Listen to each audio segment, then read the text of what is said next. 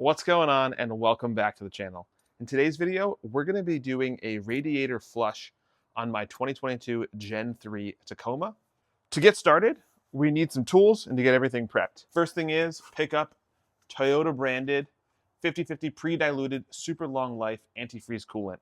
I prefer the Toyota stuff. It's a couple bucks more. You know it's made to work with your Toyota. Second thing is some way to remove the tires. You don't have to do this. I have an impact. I like to take off the tire. Just makes it easier to access one of the drain ports. I also have a radiator funnel here. It has a special cap that goes on to the radiator, allows for all the bubbles to burp out. And then I just have a ratchet here to get off the skid plate on the bottom. It's optional to jack up the car to get underneath it. You don't have to. Taking the tire off and jacking the car up is optional. I have chosen to do that because it makes it just a little bit easier to access some of the stuff, but you definitely do not have to jack the car up. Let's get started. You want to make sure that the car and the engine and the radiator is cold. You don't want to be taking this radiator cap off when it's hot. To take the radiator cap off, you're going to push down and rotate counterclockwise. And you're going to come to some resistance. You're going to push down even further, continue to rotate, and the cap will come right off. I'm going to go put the cap in a safe spot. Now we are under the vehicle on the driver's side. You can take the skid plate off that covers this bottom section here. And then you can access this petcock and this little drain hole. You're going to need something to catch the fluid as it comes out. I like to use a 5-gallon bucket. And then you can also attach a hose like you see here to flow it into the bucket. So we're going to hook the hose up. And now we have the hose hooked up. We can open up the petcock. And now we're just going to let the fluid drain out for the next couple minutes until the radiator is empty. While the radiator is draining, we're going to pull all the fluid out of the reservoir.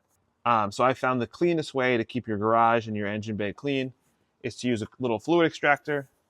Just stick it in and go ahead and pull it on out. My coolant reservoir is now empty. The coolant has pretty much gotten to a pretty low trickle. So we're going to close up this petcock nice and tight and pull off the tube. So now we're on the passenger side of the vehicle.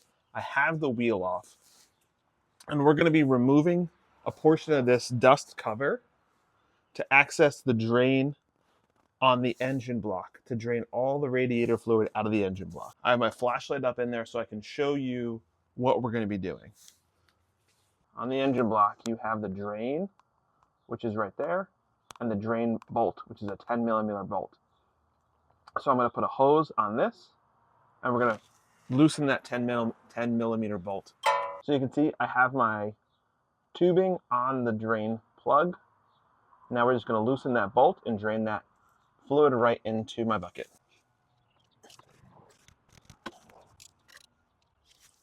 And now you can see the coolant is slowly draining into my bucket. The fluid has stopped.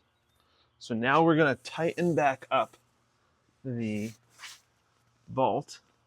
All right, I have a torque wrench here. We tighten this bolt to 8 foot-pounds. The easy part is filling it up. So we're going to take our adapter for the radiator style you have, which in this case, it's the Tacoma. You want to make sure that this is seated properly and it's pushing down on that gasket so there's no air escaping and you're not going to get any leakage around that. So now I'm going to take my funnel and now we're just going to open up your coolant and start pouring it in. Pro tip, throw the lid lightly on top so you don't get splashback as those bubbles fill into the radiator. This is the perfect time to check under the vehicle and around for any leaks. I've got about a gallon in, got another gallon to go. We want to just make sure that all those ports we opened up are closed up. Gallon number 2. So we've hit a point where no more air bubbles are coming out, maybe just a minor bubble here or there.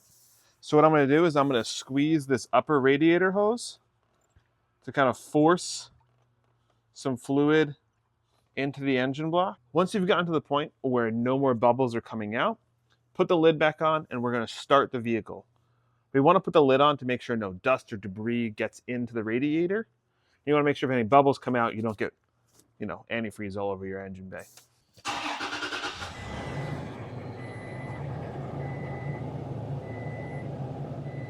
Once you start the vehicle, you want to put your heater on as high as it goes, the fan on as high as it goes, and you want your engine temp to get up to normal operating temperature. And you can see my engine temp slowly climbing. So after about 10 minutes of running the engine, you'll start to see the bubbles dwindle and no more bubbles coming out through the funnel. That's your cue to say turn the engine off, and now you can take the funnel out and put the original radiator cap back on and take the car for a spin. These spill-proof funnels are great because I can take the cover off. I can take this plunger, I can pop it in, and now it'll allow me to take off this without spilling any fluid at all. I mean, a couple drops here and there. Now we just need to fill up the small little reservoir.